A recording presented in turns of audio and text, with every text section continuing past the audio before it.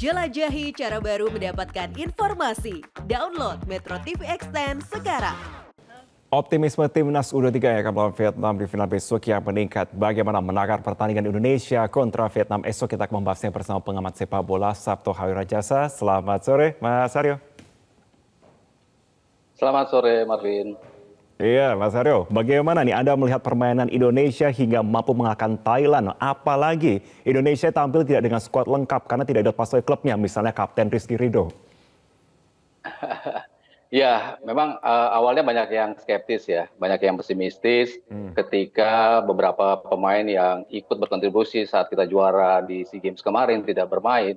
Tapi ternyata Sintayong bisa menemukan formula ya untuk bisa mengakali absennya pemain-pemain tersebut. Dan kalau dilihat dari permainan melawan Malaysia, lalu Timor Leste, dan akhirnya melawan Thailand, memang terlihat ada progres ya, progres yang cukup signifikan, terutama dari sisi permainan. Dari sisi pilihan pemain pun dirasa sudah tepat, ketika Irfan Jauhari tidak bermain, Kary Stroyer yang dimainkan, lalu ketika Bagas Kavae tidak bermain, ada Robbie Darwis dan juga Frankie Misa yang bisa menambal di sisi kanan. Lalu yang saya acungi jempol jelas determinasi ya dari seluruh pemain.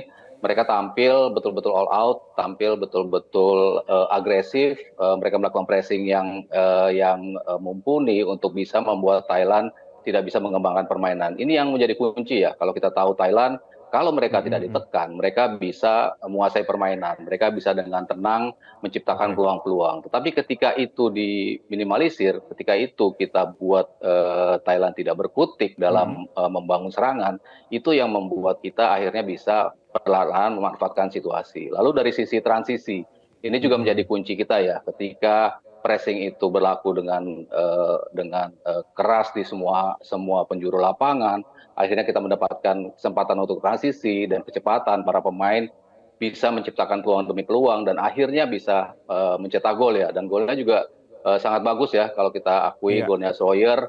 Dia bisa melihat ada sudut yang kosong di sisi kiri, lalu dia bisa tembakkan bola ke situ. Lalu lemparan ala Pratama Arhan yang ternyata bisa dieksekusi baik juga dengan Robbie Darwis, itu juga menjadi kunci rahasia timnas kita ya untuk bisa menciptakan gol. Jadi secara overall kita step up banget ya dari 2 pertandingan pertama sampai ke semifinal. Oke, Mas Aryo, Sintayong mengatakan akan mengevaluasi ada kesalahan di sini yang akan dievaluasi dan akan diaplikasikan pada waktu final. Menurut Anda kesalahan yang perlu untuk disoroti itu apa?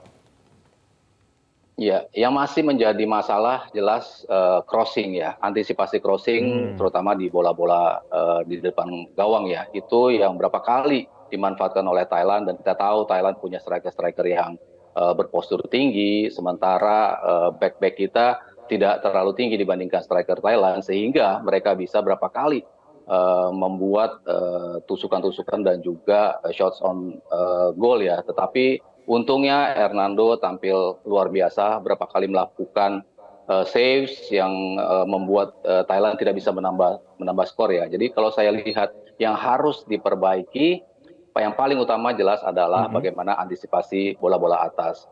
Mungkin kita tidak bisa mengandalkan hanya back di tengahnya, tetapi bagaimana agar crossing itu tidak keburu datang. Jadi yang harus dilakukan adalah pressure kepada para pemain yang datang dari sayap. Sayap-sayap dari Vietnam kita lihat ketika gol-gol melawan Malaysia pun banyak memanfaatkan bola-bola dari para pemain sayap. Dan itulah yang harus kita antisipasi dulu. Jangan sampai bola itu naik duluan. Kalau kita keburu naik, memang harus berharap pada kedua back ya yang ada di lini belakang. Tetapi kalau bola-bola itu tidak bisa diantarkan oleh Vietnam, itu yang harusnya menjadi kunci utama. Iya, artinya strateginya tidak bisa disamakan gitu ya pada waktu kemarin dengan besok akan melawan Vietnam ya? Ya, kalau untuk masalah build up play-nya sih sudah sangat tepat ya. Kita betul-betul bisa build up bola dari bawah, lalu kita bisa memanfaatkan kanal-kanal tidak hanya di tengah, tetapi kita juga punya kecepatan dari kedua sayap. Lalu ketika transisi Ramadan Sananta juga punya pengambilan keputusan yang tepat, kapan harus menembak, kapan harus mengoper. Jadi dari sisi serangan sudah tidak ada masalah dengan apa yang dimainkan oleh timnas kita kemarin. Tetapi dari sisi defensive setup, mungkin itu yang masih harus sedikit diperbaiki oleh Sintayong ya, terutama dalam antisipasi bola-bola atas. Itu saja. Ketika disiplin permainan bisa dimainkan yang secara sama ketika kita melawan Thailand, saya rasa itu menjadi kunci bagi kita untuk bisa mengatasi Vietnam. Oke, melihat Vietnam satu sisi juga tampil meyakinkan ya, 4-1 lawan Malaysia, dan Malaysia yang notabene mengalahkan Indonesia juga. Pressure tapi ya terpaksa harus pressure juga begitu ya. Apa yang harus dipersiapkan kemudian dan diwaspadai oleh permainan Vietnam yang tidak sejauh ini? Iya, kalau Vietnam mungkin lebih rapih dibandingkan Thailand ya. Walaupun Thailand di fase grup mereka tampil luar biasa, mereka menang 3 kali, mencetak 8 gol, tidak kebobolan, tapi akhirnya tidak berlaku ketika ketemu kita. Sementara Vietnam mungkin masih sempat kebobolan di fase grup, tapi mereka dari sisi permainan jauh lebih rapi, terutama dalam memegang bola ya. Mereka sangat sulit untuk bisa dicuri bolanya. Ketika mereka di press pun mereka bisa keluar dengan pressing lebih tenang dibandingkan para pemain Thailand. Jadi yang harus diwaspadai adalah bagaimana kita melakukan pressure itu lebih dahulu ya, secara konsisten, secara konstan, sepanjang 90 menit kita harus melakukan pressure supaya Vietnam itu tidak bisa dengan nyaman memegang bola. Ketika mereka nyaman, itu memberi kesempatan bagi mereka untuk menciptakan peluang demi peluang. Saya rasa itu yang harus menjadi hal utama ya untuk dipersiapkan oleh pasukan Sintayong. Mas Aryo, prediksi skor dari Anda, adakah peluang Indonesia melawan Vietnam ini? Iya, kalau saya rasa sih kita sudah bisa membreak barrier dari inferioritas itu ya. Kita selama ini kalah dari Vietnam, selama ini kalah dari Thailand, tapi kita bisa perlahan-lahan akhirnya bisa memenangi setiap pertemuan melawan mereka. Jadi saya rasa kans untuk menang sangat besar, walaupun tidak mudah. Jadi mungkin kalaupun kita menang, skornya tidak semudah melawan Thailand, tipis ya.